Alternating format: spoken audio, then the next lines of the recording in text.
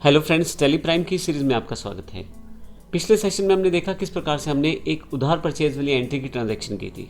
इस सेशन में बात करते हैं किस प्रकार से अगर हम कोई परचेज कैश करते हैं तो उसको किस प्रकार से टेली प्राइम में रिकॉर्ड करेंगे। तो नेक्स्ट जो हमारी एंट्री है सेम डेट को है, 1/4 को है। हमने 8,000 रुपये की परचेज़ की है, लेकिन ये परचेज़ कैश है। तो आइए देखते हैं इस एंट्री को किस प्रकार से हम टेली प्राइम में करेंगे। तो जैसे मैंने पहले बताया था कि लास्ट वाउचर जो हमने यूज़ किया होता है वो पहले से ही ओपन हो जाता है। इसके साथ साथ यदि आप देखेंगे तो यहाँ ऑटो नंबरिंग ऑन है। परचेज़ के बाद यहाँ पे नंबर 3 वाउचर है, तो मेरा ये तीसरा वाउचर एंटर करने वाला है।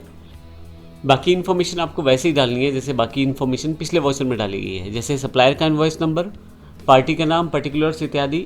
और इधर से यदि आप डेट चेंज करना चाहें तो डेट।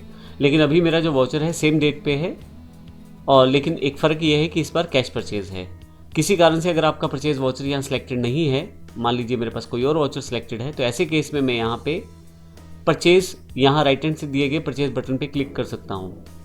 मैंने यहाँ परचेज वाउचर को क्लिक कर दिया है, तो आप देखेंगे मेरे पास यहाँ पे परचेज वाउचर सिलेक्ट हो गया है, जो कि तीसरा वाउचर है मेरा इस पूरी टेली प्राइम में।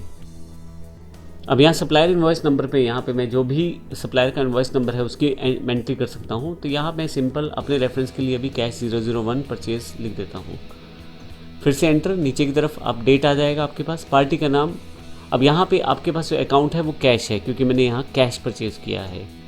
उसके पश्चात आप पार्टी डिटेल्स, यानी कि किस सप्लायर से आपने परचेज़ किया है सामान, उसकी जानकारी आप दे सकते हैं। तो यहाँ मैं ले देता हूँ नाम क्राउन कंपनी, और इसके अलावा बेसिक डिटेल आप देखें नई पार्टी खुद ही सिलेक्ट की है इसने। मेलिंग नेम, एड्रेस इत्यादि अगर आप इन्फॉर्मेशन देना चाहें तो वो, और स्टेट अगर आप फर्दर इन्फॉर्मेशन देना चाहते हैं वो। फाइनली आपके पास यहाँ पे फिर से एंट्री अवेलेबल है। यहाँ से मैं परचेज़ की एंट्री करना चाहता हूँ, क्योंकि ये भी लोकल परचेज़ है। तो यहाँ जो अमाउंट है वो मैं डालना चाहूँगा। यहाँ से मेरी गुड्स की वैल्यू 8,000 रुपये है जो मैंने परचेज़ की हैं, तो यहाँ 8,000 रुपये एंटर कर देता हूँ। यहाँ से मैं, मेरे गुड्स की वैल्यू 8,000 रुपये है, तो यहाँ 8,000 एंटर कर देता हूँ। फिर से एंटर, और फाइनली नीचे आते हुए यहाँ से मैं नरेशन एंटर करूँगा। फिर से एंटर, और अगर आप यहाँ एक्सेप्ट कर दें तो आपका ये बिल एंटर हो जाएगा। लेकिन इसके साथ साथ मैं एक इन्फॉर्मेशन और यहाँ पे पास करना चाहता हूँ। वो है जब मैं अपने प्रोडक्ट को लेना चाहता हूँ तो वो डिटेल्स मैं सेव करना चाहता हूँ, एक्स्ट्रा डिटेल्स, जो कि उसकी चाहे इंपोर्ट डिटेल्स हो, चाहे उसके ऑर्डर डिटेल्स हो, बेसिक डिटेल्स उसकी मैं कैप्चर करना चाहता हूं। तो उसके लिए आप कैसे कर सकते हैं, तो आइए वो भी देखते हैं। अभी मैं इसे नो कर देता हूं और कॉन्फ़िगर पे चला जाता हूं। यहाँ से मैं, यहाँ पे कॉन्फ़िगर पे आप देखेंगे बहुत सारे ऑप्शंस आपके पास अवेलेबल हैं। यहाँ शो मोर कॉन्फ़िगरेशन आपके पास पहले येस होना चाहिए, अगर यहाँ नो रहेगा तो काफ़ी सारी ऑप्शन आपके पास कम आएंगी। तो यहाँ पे मैं शो मोर कॉन्फ़िगरेशन में यहाँ पे येस कर देता हूँ, ताकि मेरे पास सारे ऑप्शन यहाँ दिखाई दें। इसके बाद मेरे पास जो नीचे की तरफ एक ऑप्शन है, यहाँ से provide receipt, order and import details. अगर मैं इसे येस कर देता हूँ तो मैं यहाँ पे ऑर्डर डिटेल्स या इंपोर्ट डिटेल्स की इन्फॉर्मेशन को सेव कर सकता हूँ एंट्री करते हुए। तो यहाँ पे आके मैं इसे येस कर देता हूँ, और ऑर्डर डिटेल्स एक्सेप्ट करना चाहते हैं तो वो, और अगर इंपोर्ट डिटेल्स हैं तो उसके लिए भी येस कर सकते हैं। यहाँ पे मैं केवल ऑर्डर डिटेल्स के लिए येस करता हूँ, आपको डिफरेंस क्लियर हो जाएगा। मैं एंटर करते करते नीचे आता हूँ और फाइनली मैं इसे सेट कर देता हूँ।